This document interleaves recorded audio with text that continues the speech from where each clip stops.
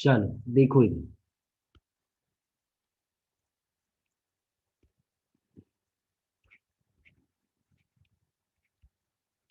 जो कर्सर है वो दिख रहा है क्या, गोल सा एक छोटा सा? Yes sir. Yes sir. उससे पता चलता रहेगा कि मैं कहाँ पे लिख रहा हूँ, पहले नहीं दिखता होगा। चलो, तो चैप्टर हम लोग पढ़ेंगे कॉम्प्लेक्स नंबर। ये बहुत ही इंपॉर्टेंट चैप्टर है और बहुत ही कॉन्सेप्चुअल भी। आईआईटी जेईई के लिए, मेंस या एडवांस दोनों के लिए ही बहुत इंपॉर्टेंट चैप्टर है और इसको ध्यान से हम लोग सीखेंगे। शुरुआत कैसे हुआ कॉम्प्लेक्स नंबर का, तो आयोटा के कॉन्सेप्ट से स्टार्ट करेंगे।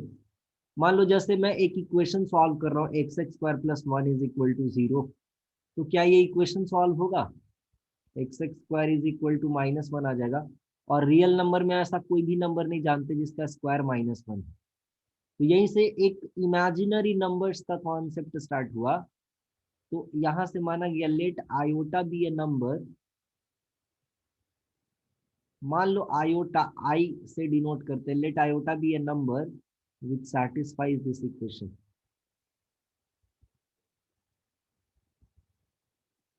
which satisfies this equation। तो इसलिए iota square is equal to iota square is equal to जो है वो माइनस वन हम अज्यूम करके चलते हैं कि आयोटा स्क्वायर का वैल्यू कितना है, माइनस वन के बराबर। आयोटा एक नंबर है, तो नॉर्मली आयोटा को रूट अंडर माइनस वन से डिफाइन करते हैं। हालांकि प्लस माइनस वन दोनों डिफाइन कर सकते हैं, बट ऐसे normally iota is equal to root under minus one लिखते हैं। ये रियल नंबर में पॉसिबल नहीं है, कॉम्प्लेक्स नंबर में ऐसा पॉसिबल है। तो यहाँ से इमेजिनरी नंबर्स का शुरुआत हुआ, इसको इमेजिनरी नंबर का शुरुआत बोलेंगे। ठीक है, तो आयोटा के बारे में पढ़ेंगे। आई जो है इसको आयोटा बोलते हैं, आयोटा। और आयोटा के अलग अलग पावर्स के लिए वैल्यू सीखेंगे फाइंड आउट करना। तो आयोटा जो है उसको खुद रूट अंडर माइनस वन है, आयोटा का स्क्वायर जो है वो माइनस वन हो जाएगा। आयोटा का क्यूब जो है वो आयोटा स्क्वायर इंटू आयोटा लिखोगे, आयोटा स्क्वायर को माइनस वन लिखोगे इंटू आयोटा, तो this will be minus iota. Iota का power four will be iota square into iota square, and this will be minus one into minus one, so this will be one. और iota का जो बाकी powers होगा, ठीक है, ध्यान देना, तो आयोटा पे पावर फोर के टर्म में होगा, के इंटीजर में मान के चल रहा हूँ।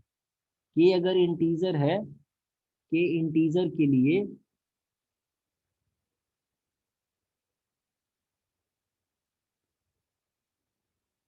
के बिलोंग्स टू, अगर कोई इंटीजर है तो के इंटीजर के लिए आयोटा पे पावर फोर के जो है वो वन के बराबर होगा।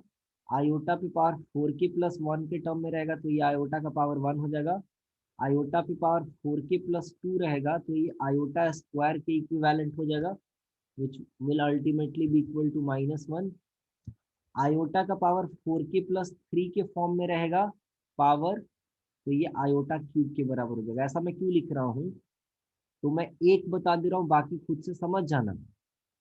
जैसे मान लो अगर इसको मैं एनालाइज करता हूँ, तो इसको मैं क्या लिख सकता हूँ, आयोटा का पावर, वन सेकेंड, इसको मैं लिख सकता हूँ आयोटा का पावर फोर के इंटू आयोटा, तो फोर के प्लस वन हो जाएगा, और आयोटा का पावर फोर पे पावर के इंटू आयोटा कर सकता हूँ। और आयोटा का पावर फोर तो वन के बराबर हो जाएगा, वन पे पावर के इंटू आयोटा, तो this will ultimately be equal to iota. यानी पावर को फोर से डिवाइड करना, जो रिमाइंडर बचेगा वही इक्विवेलेंट पावर हो जाएगा। जैसे एग्जांपल के तौर पे मान लो अगर मैं लेता हूँ आयोटा का पावर 11, तो this will be four into two plus three, so this will be equivalent to iota cube. ठीक, अगर उसी तरीके से आयोटा का पावर मैं 10 लेता हूँ, तो this will be four into two plus two, and this will be equivalent to iota square. Getting it? समझ आ रही बात? Yes sir.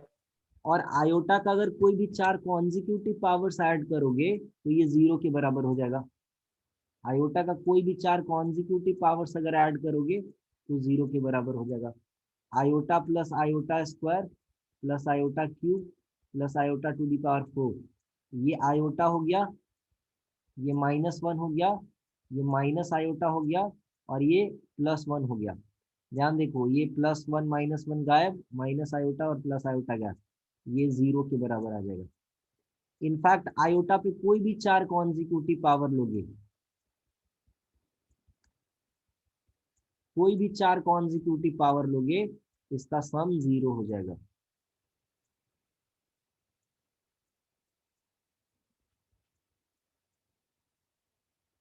तो मान लो जैसे हमारे पास एक क्वेश्चन है कि we have to find the value of, let's say we have a question like r is equal to 1 से लेके 100 है, और आयोटा पे पावर r है, इसका वैल्यू कितना होगा ये फाइंड आउट करना है। तो दिस इज बेसिकली 100 टर्म्स, तो आयोटा आयोटा स्क्वायर इसको छोड़ दो और बाकी 4 का ग्रुपिंग करो।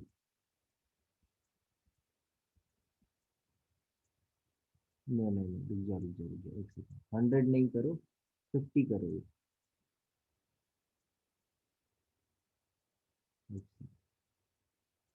तो 4 का ऐसे 12 ग्रुप्स बनेगा और 2 टर्म उसमें अलग बच जाएगा। 50 है तो 12 इंटू 4 48 हो गया। ऐसे 4 का 12 पेयर्स बनेगा। समझ रहे हो बात? ऐसे 4 का 12 ऐसा पेयर्स बनेगा। और सबका वैल्यू ये भी 0 के बराबर होगा, ये भी 0 के बराबर होगा। तो अल्टीमेटली सिर्फ ये बच जाएगा, आयोटा प्लस आयोटा स्क्वायर बच जाएगा, which will be iota -1। This will be the answer, iota -1।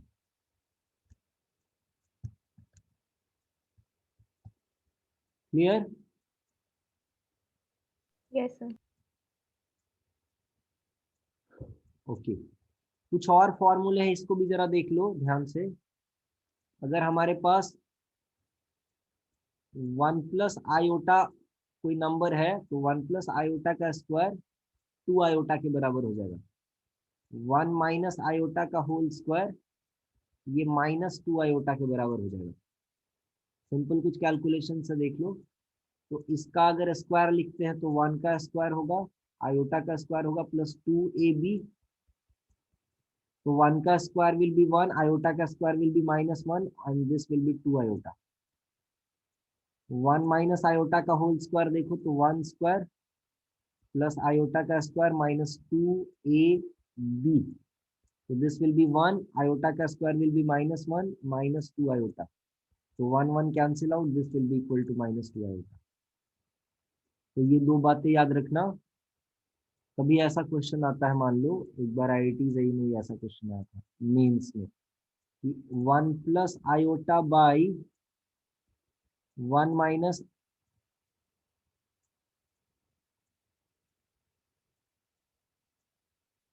एक सेकंड,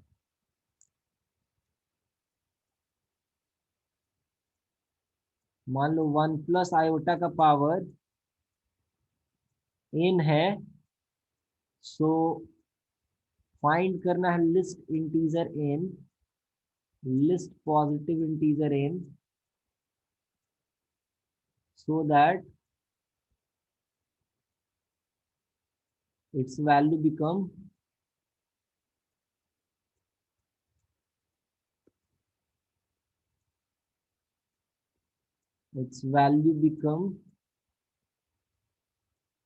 a positive integer, ताकि इसका वैल्यू एक पॉजिटिव इंटीजर बन जाए। तो ध्यान से देखो, 1 प्लस आयोटा को क्या लिख सकते हो, ध्यान से देखना, इसको ऐसे कर सकते हो 1 प्लस आयोटा का स्क्वायर पे पावर n/2, ऐसा कर सकते हैं। तो 1 प्लस आयोटा का स्क्वायर जो है वो आराम से 2 आयोटा लिखा जा सकता है। तो ये 2 पे पावर n/2, n कुछ इंटीजर होना चाहिए, आयोटा पे पावर हो गया n/2। ये इंटीजर कब बनेगा ये सोचो, ये इंटीजर कब बनेगा, और n पॉजिटिव भी चाहिए। तो आयोटा का पावर 4 जो है वो पॉजिटिव इंटीजर आता है। सारे वैल्यू को देखो, आयोटा स्क्वायर -1, आयोटा क्यूब देखोगे तो माइनस आयोटा, आयोटा का पावर 4 जाके जो है वो पॉजिटिव इंटीजर बनेगा। Value becomes a positive integer. तो पॉजिटिव इंटीजर बनने के लिए आयोटा पे जो पावर है वो एक पॉजिटिव इंटीजर में कन्वर्ट होना चाहिए, यानी n/2 का मिनिमम वैल्यू 4 रखना पड़ेगा। ठीक है, यानी n का जो मिनिमम वैल्यू है वो 8 के बराबर आना चाहिए। समझ आ रही बात? तो ये भी एक इंटीजर आ जाएगा n = 8 के लिए, और आयोटा का पावर n/2 भी इंटीजर हो जाएगा। तो n मिनिमम का वैल्यू 8 हो जाएगा यहाँ से आंसर।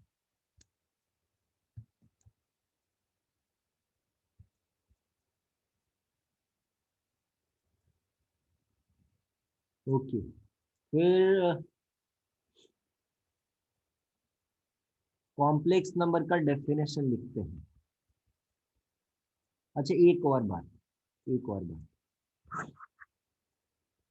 हम लोगों ने ऐसा पढ़ा है कि रूट अंडर ए इंटू रूट अंडर बी रहता है, तो रूट अंडर ए बी लिख देते हैं। ये सिर्फ और सिर्फ तभी सही है, this holds true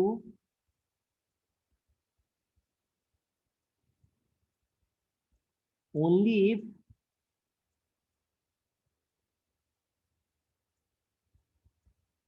both of them are not negative, both of them are not simultaneously negative।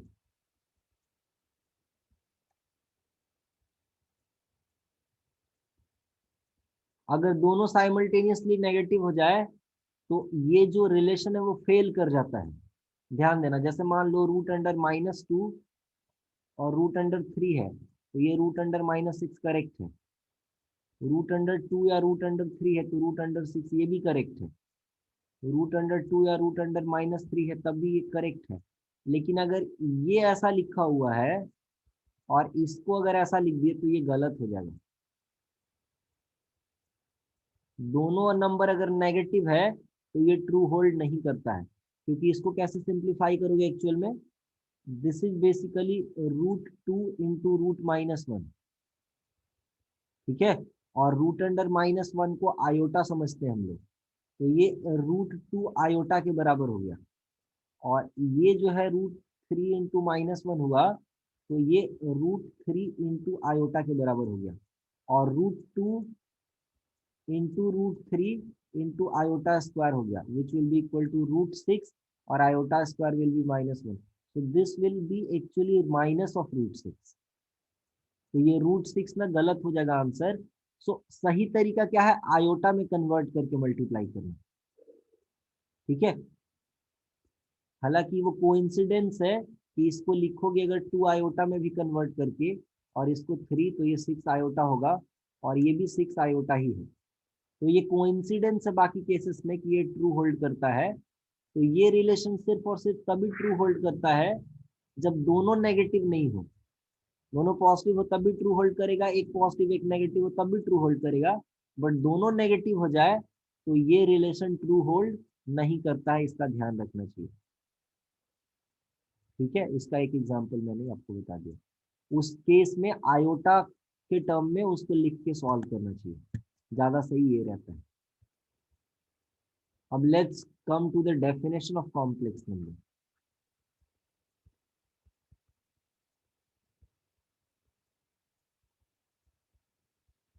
How do you define complex numbers?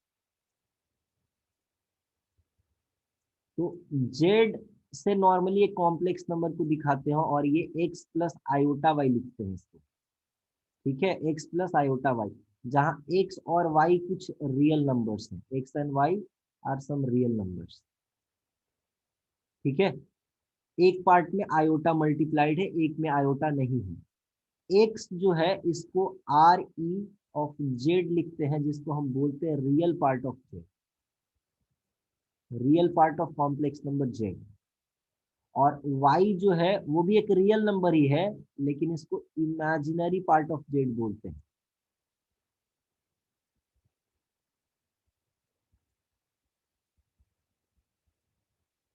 ध्यान देना, जैसे मैं एक एग्जांपल लेता हूं, जैसे मान लो एक कॉम्प्लेक्स नंबर है 3 + 5 आयोटा, तो इसका रियल पार्ट जो है वो 3 है और इमेजिनरी पार्ट इस कॉम्प्लेक्स नंबर का 5 है।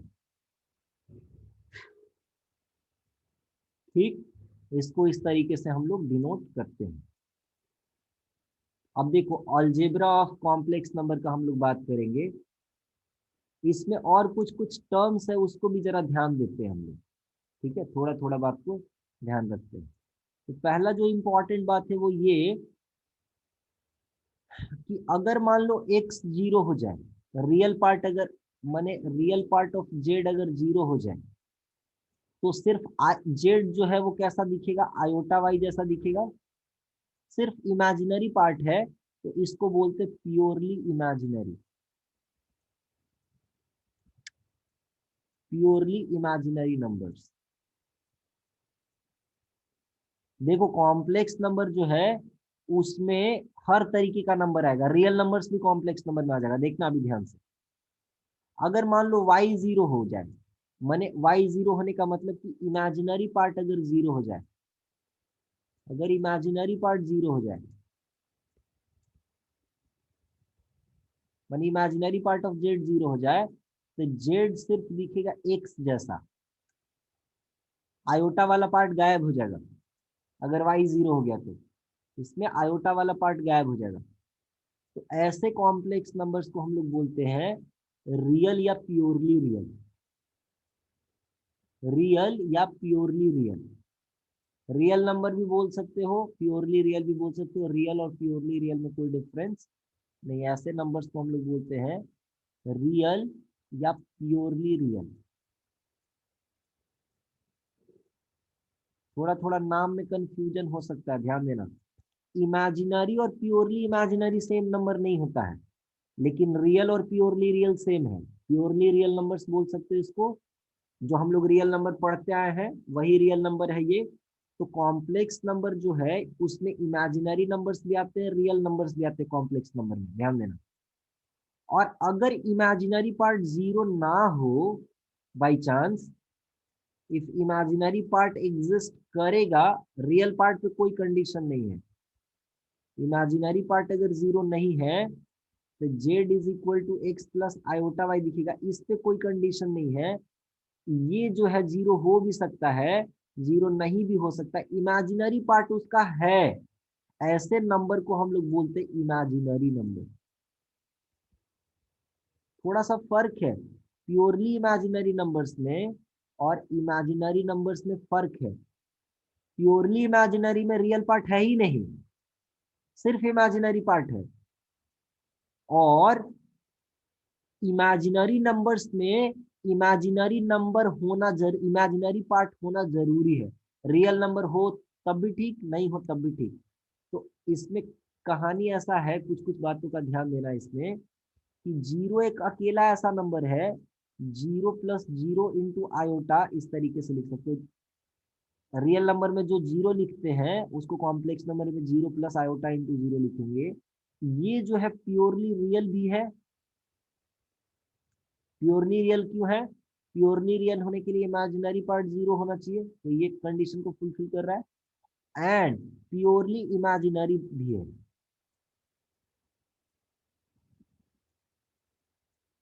This is the only number which is, सिर्फ यही एक ऐसा, this is the only number, सिर्फ यही एक ऐसा नंबर है which is purely real as well as purely imaginary. बाकी कोई भी नंबर अगर प्योरली रियल होगा तो प्योरली इमेजिनरी नहीं होगा, प्योरली इमेजिनरी होगा तो प्योरली रियल नहीं होगा। माने उसका रियल पार्ट 0 है तो प्योरली इमेजिनरी हो गया, और इमेजिनरी पार्ट भी 0 है इसलिए वो प्योरली रियल भी हो गया। तो 0 is the only number which is purely real as well as purely imaginary, पहली बात। दूसरा पॉइंट ये है, एक्सेप्ट 0, 0 को छोड़ के, 0 को छोड़ के all purely imaginary numbers are, except 0, 0 imaginary number नहीं है, ध्यान देना। इमेजिनरी नंबर क्यों नहीं है, क्योंकि इमेजिनरी नंबर का डेफिनेशन है कि इमेजिनरी पार्ट होना जरूरी है, इमेजिनरी पार्ट 0 नहीं हो सकता है। थोड़ा कंफ्यूजिंग है डेफिनेशन, बार बार पढ़ोगे तो याद हो जाएगा अपने आप से। तो except zero all purely imaginary numbers are imaginary numbers. All purely imaginary numbers are imaginary numbers, but all imaginary need not to be purely imaginary, need not to be purely imaginary.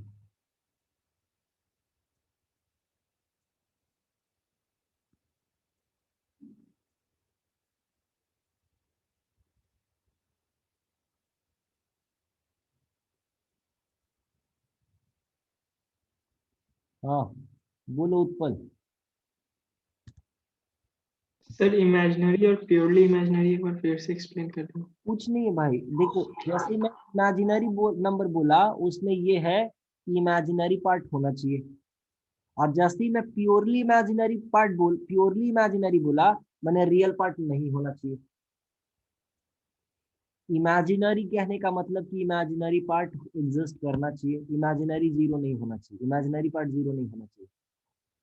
Condition imaginary part पे है, imaginary number में, लेकिन purely imaginary में imaginary part पे कोई condition नहीं है, real part पे कंडीशन है कि रियल पार्ट जीरो होना चाहिए। पहले तो प्योरली रियल प्योरली इमेजिनरी समझ लो। प्योरली रियल प्योरली इमेजिनरी ये है कि इमेजिनरी पार्ट जीरो है तो प्योरली रियल है, और रियल पार्ट जीरो है तो प्योरली इमेजिनरी है। रियल पार्ट जीरो है तो प्योरली इमेजिनरी है, और इमेजिनरी पार्ट जीरो है तो प्योरली रियल है। समझ गए बात? रियल पार्ट जीरो है तो प्योरली इमेजिनरी, पार्ट जीरो है तो प्योरली रियल।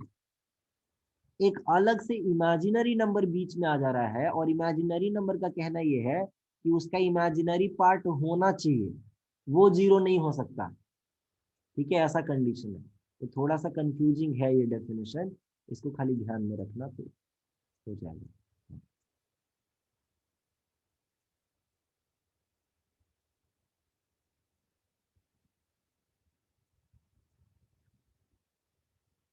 अब जीरो के बारे में पूछा जाए,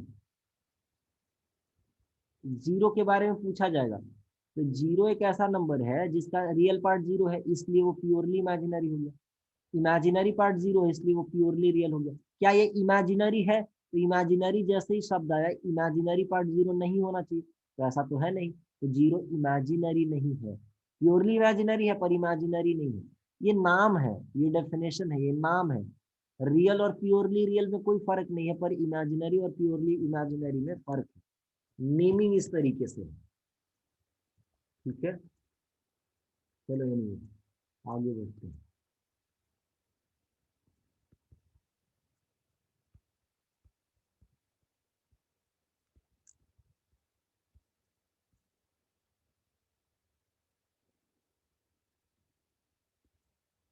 जोड़ेंगे कैसे? मान लो a प्लस आयोटा भी एक नंबर है, और c प्लस आयोटा डी दूसरा नंबर है। इनको जोड़ना या घटाना है, तो रियल पार्ट को रियल पार्ट के साथ जोड़ या घटा देंगे, ठीक, प्लस आयोटा, और इमेजिनरी पार्ट को इमेजिनरी पार्ट के साथ जोड़ या घटा देंगे। सिंपल ऐसा है। जैसे मैं एक बहुत आसान सा एग्जांपल देता हूँ आपको। जैसे मान लो 2 + 3 आयोटा है, और माइनस है 1 माइनस, मान लो 2 आयोटा है, लेट्स से। तो हम क्या करेंगे, रियल पार्ट को रियल पार्ट के साथ, इमेजिनरी पार्ट को इमेजिनरी पार्ट के साथ, तो 2 - 1 हो जाएगा, और आयोटा कॉमन ले लेंगे 3, और माइनस माइनस ये प्लस हो जाएगा। जैसा सिंपल अलजेब्रा में करते हैं, कैसे आयोटा कॉमन हो गया, ठीक है, तो 2 - 1 1 हो गया, और ये 5 आयोटा हो गया। समझ आई बात? तो ये बहुत ही सिंपल है। अच्छा, मान लो अगर हमें मल्टीप्लाई करना हो a plus iota b and c plus iota d को, लेट्स से इस तरीके का नंबर है, मल्टीप्लाई करना है, तो ये जान लेना कि रियल रियल को मल्टीप्लाई करोगे तो रियल मिलेगा, और इमेजिनरी पार्ट को मल्टीप्लाई करोगे तो रियल मिलेगा। देखो इसको ऐसे समझो कि अगर इसको अगर एक्सपैंड करना होता जनरल एकदम मल्टीप्लीकेशन जैसा, तो इसको ऐसे एक्सपैंड करके लिखते, एकदम जनरल तरीका। तो ए और सी मल्टीप्लाई होके ए सी हो गया, फिर आयोटा टाइम्स ए डी हो गया, प्लस आयोटा टाइम्स BC हो गया, और आयोटा आयोटा मल्टीप्लाई होकर आयोटा स्क्वायर हो जाएगा, आयोटा स्क्वायर BD हो गया। तो ये हो गया AC प्लस, इन दोनों में आयोटा कॉमन हो जाएगा, AD प्लस BC, और आयोटा स्क्वायर माइनस होकर BD हो गया। तो रियल पार्ट को अलग लिखोगे तो AC माइनस BD हो जाएगा, और इमेजिनरी पार्ट को अलग लिखोगे तो AD प्लस BC हो जाएगा। अब इसको दोबारा से देखो, दोबारा से देखो ये क्या बना है, तो ध्यान से देखो। अगर मैं A प्लस आयोटा B और C प्लस आयोटा D में रियल पार्ट और रियल पार्ट को अगर मैं मल्टीप्लाई करता, इमेजिनरी पार्ट और इमेजिनरी पार्ट को मल्टीप्लाई करता, तब क्या बनता? तो A इंटू सी बनता AC, और iota B iota D, iota B iota D, तो आयोटा आयोटा मल्टीप्लाई होकर आयोटा स्क्वायर दैट इज -1, और B इंटू डी हो जाता BD, तो AC माइनस BD आ गया, प्लस आयोटा इंटू, अब देखो ध्यान से, फिर मैं क्या करता, इस रियल वाले पार्ट को इमेजिनरी पार्ट से, और इमेजिनरी वाले पार्ट को रियल पार्ट से मल्टीप्लाई करता, तब क्या बनता? A प्लस आयो सॉरी A और इंटू आयोटा D, तो AD बनता, और इसको मल्टीप्लाई करता तो आयोटा के साथ BC बनता, आयोटा बाहर कॉमन लिख लिया, तो ये देखो डायरेक्ट ये और ये दोनों सेम आ गए। माने अगर मल्टीप्लाई करना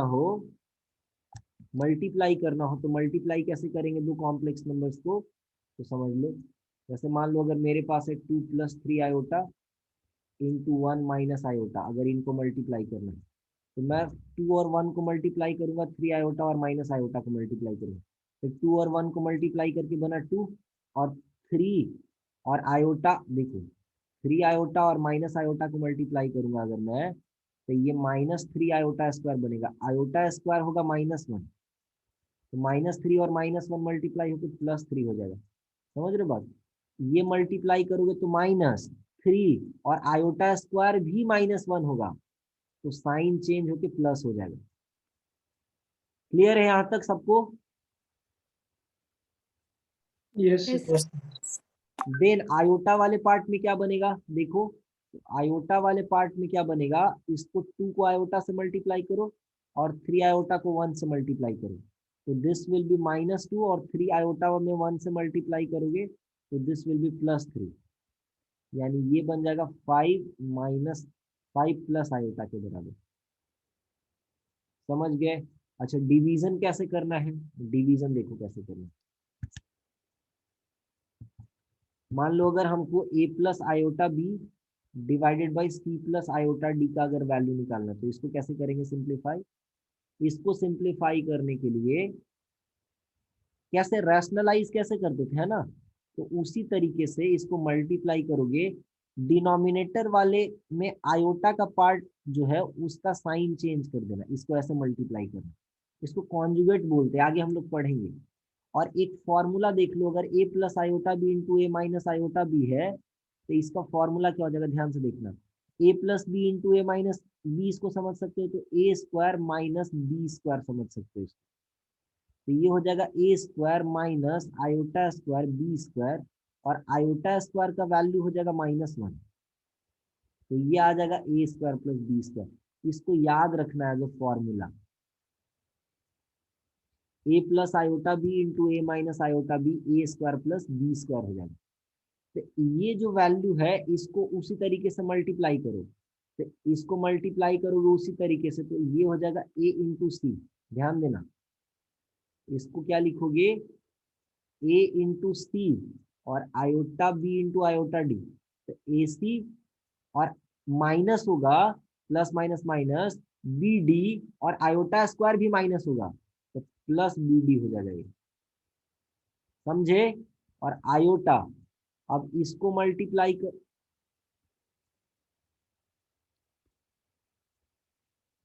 अब देखो क्या कर रहे हैं, अब A को आयोटा वाले के साथ मल्टीप्लाई करो, और आयोटा को रियल पार्ट के साथ मल्टीप्लाई करो, तो माइनस ये बनेगा BC माइनस AD, ठीक, और नीचे क्या बन गया, C square plus D square, तो इसका रियल पार्ट जो है वो अलग होके इतना आ जाएगा AC plus BD by C square, एक सेकेंड, ये आ जाएगा C square plus D square plus iota times B C minus A D divided by C square plus D square. अगर इस कॉम्प्लेक्स नंबर का रियल पार्ट पूछे तो real part ये हो जाएगा और इमेजिनरी पार्ट ये हो जाएगा। बात समझ आया? तो इस तरीके से डिवीजन करना है कॉम्प्लेक्स नंबर के लिए। अच्छा, और कुछ कुछ बातें सीखेंगे। दो कॉम्प्लेक्स नंबर Z1 और Z2 तभी इक्वल होता है, Z1 and Z2, Z1 is equal to Z2 only if real part of Z1 और real part of Z2 equal है and imaginary part of Z1 और इमेजिनरी पार्ट ऑफ Z2 भी equal.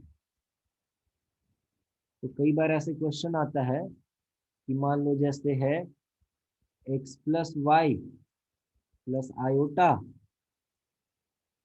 Into 2 is equal to मान लो है